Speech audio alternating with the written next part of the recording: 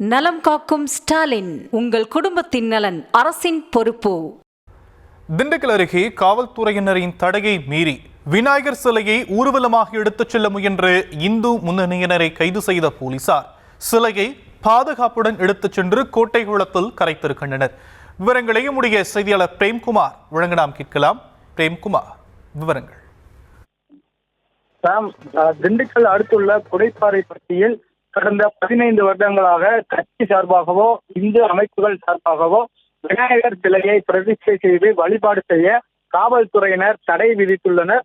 இதனிடையே காவல்துறையினரின் தடையை மீறி இந்து முன்னணியினர் இன்று குடைப்பாறைப்பட்டி ஊரின் நடுவே உள்ள காளியம்மன் கோவிலில் விநாயகர் சிலையை வைத்து வழிபாடு செய்தனர். பின்னர் அங்கிருந்து ஊர்வலமாக விநாயகர் சிலையை எடுத்து வந்து கருப்பண்ணசாமி கோவில் மைதானத்தில் வைத்தனர்.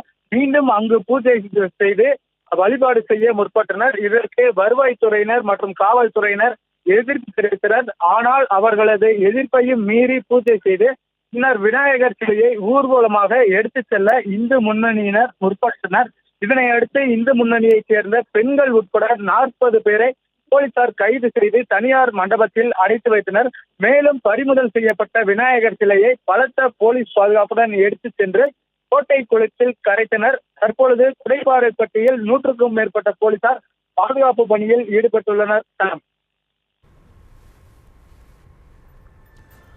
விவரங்களுக்கு நன்றி பிரேம்குமார். நலம் காக்கும் ஸ்டாலின், உங்கள் குடும்பத்தின் நலன் அரசின் பொறுப்பு.